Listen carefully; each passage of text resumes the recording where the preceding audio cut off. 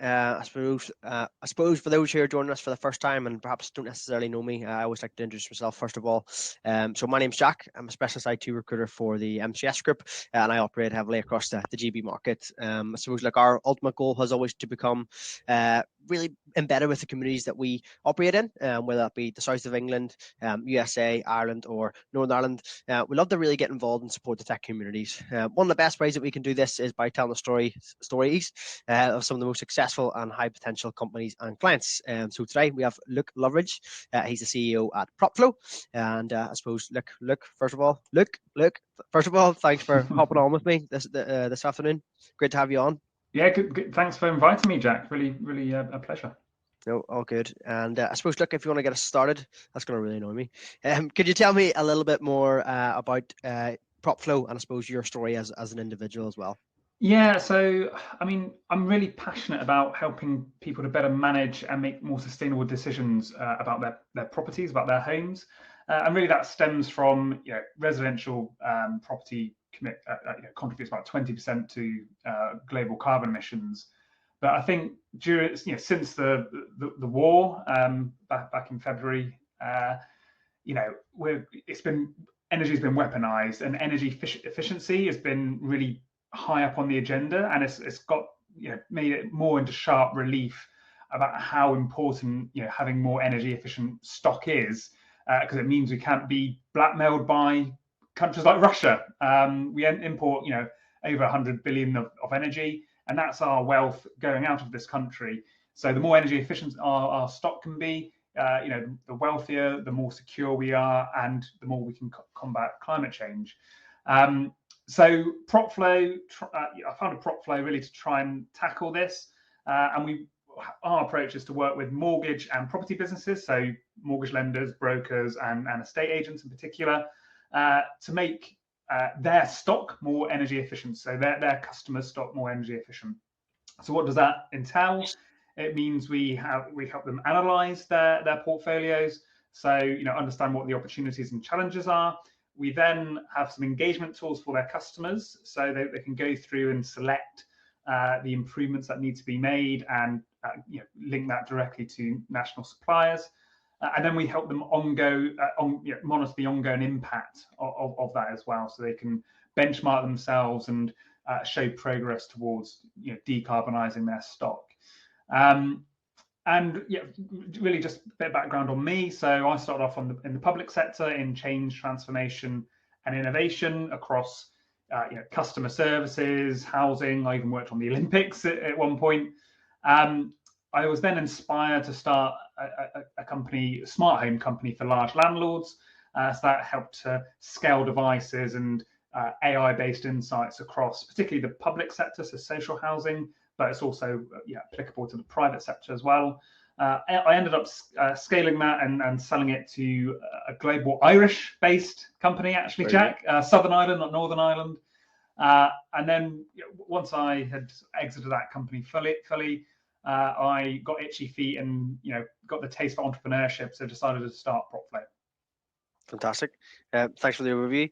I suppose in terms of Propflo, I know you've touched on it briefly there, but in short, what would you say are the main USPs of your company? Yeah, so I would say two really. So AI-based insights. So we've got a number of particularly machine learning-based insights, and we've got fantastic data scientists as my co-founder. So you can see where our sort of strategic push is, but also an advisor who's a world-leading AI scientist, professor from the University of Bath called Mike Tipping. And we've got things like AI-based address matching, which sounds quite simple, but is actually a lot more complex in the UK, and is really fundamental in order to match a number of different data sets together. And we've got things like energy performance prediction, grant eligibility indicators, which is really important for targeting customers that are more likely to undertake retrofitting, and a number of insights around viability and targeting, for example. So that's our sort of main strategic USP. But also, and this was sort of evident in my previous company as well, we're an end-to-end solution. So we're focused on a challenge and customer need, not on just doing the easy bit, providing a bit of software. So in my previous company, for example, we wanted to just aggregate the data and then create insights, but there was a number of other barriers. So, we had to integrate different devices agnostically. We even started getting to deployment and hardware because that was proving a barrier. And the same in this company, in Propflo.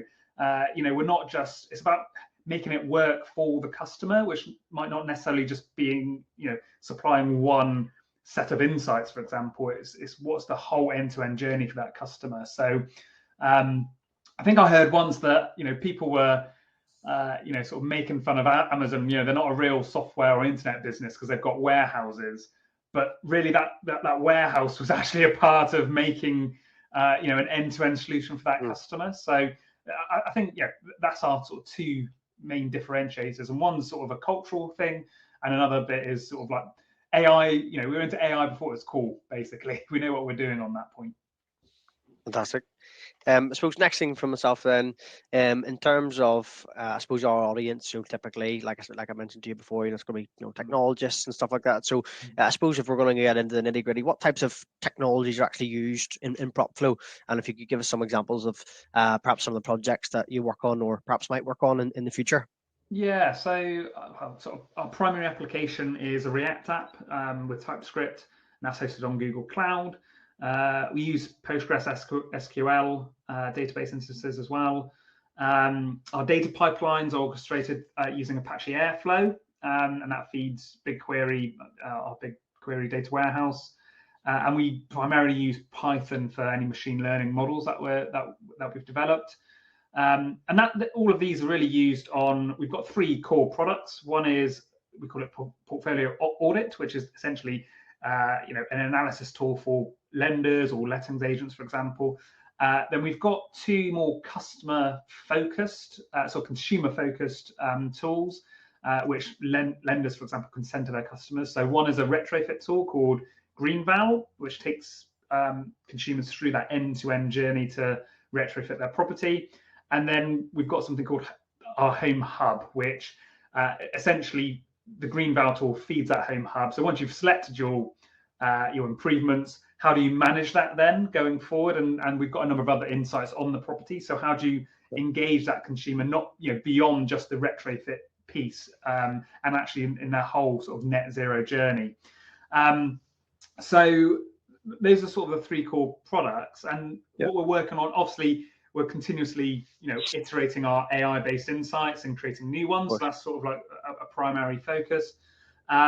Interestingly, what we're doing at the moment is integrate a number of smart home technologies. So we use, for example, Inflex DB as a time series database for our sort of impact monitoring. That's sort of some current projects. Great. Could you walk us through then, I suppose, the sort of future plans, some of the challenges you faced, I suppose, starting up that business currently, and then perhaps some of the challenges that you will face, I suppose, on the way to, I suppose, achieving your goals?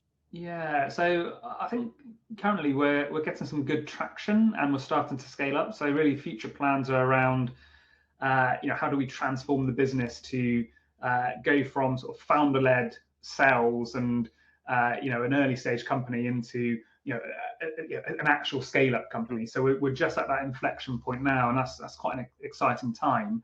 I mean, some of the challenges. So we're about 2 years old at the moment, just over 2 years old, and obviously a lot's happened in that time. So Ukraine war. The thing which critically affected us was the sort of the mini budget last September, and that actually forced us to pivot our model, which was more B2C at the time, actually, to a more B2B model. So same tools, same products, but going through B2B customers, which is actually my background as well. So sort of government uncertainty, sort of the theme of the last 5 to 10 years, I think. So that's sort of the main challenge, and sort of going forward, that's sort of a recurring theme. So obviously we're mainly focused on energy efficiency. We do go beyond that, but sort of the key thing is energy efficiency. And one core government policy is it's called minimum energy efficiency standards, and they're due to launch a new one. They have to, because the private renter sector does make up a good chunk of carbon emissions, and as a landlord, you wouldn't necessarily retrofit your property unless there was some sort of regulation. So what we're finding is that the government have proposals, but they haven't announced them yet or confirmed them yet, and that's causing a bit of uncertainty amongst landlords. So I've talked to some landlords; they're probably the minority, but some of them are actually looking to do improvement works and want to do some energy efficiency improvements as well. But until the regulations are confirmed, they don't know if they're doing the right works. Are they if they spend some money now, will that be recognised in future?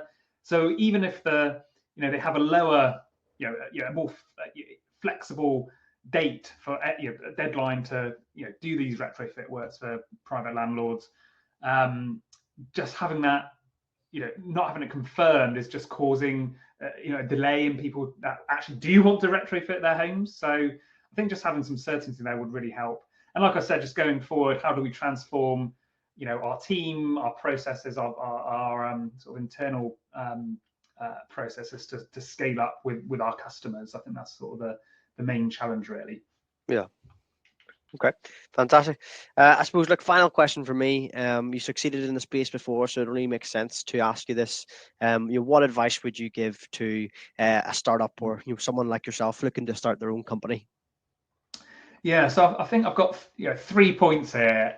2 are sort of cliche, and so the first one is focus on customers. You need to know who your customer is, or at least customer group. It doesn't have to be just one type of business, for example.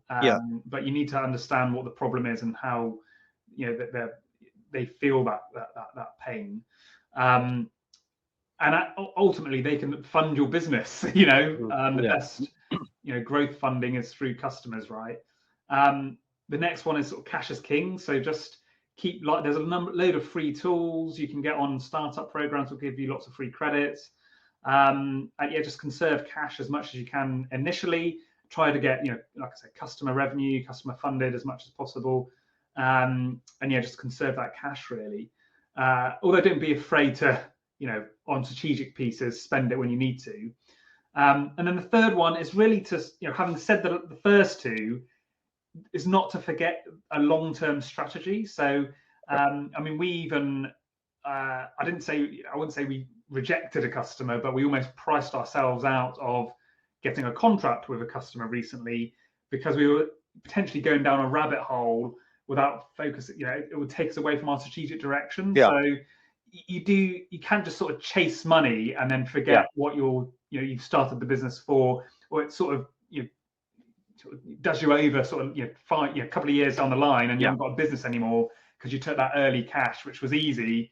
And a quick win, but you need to know when to say no or yes to certain things, as long as it's aligned to your mission, vision, and your strategy.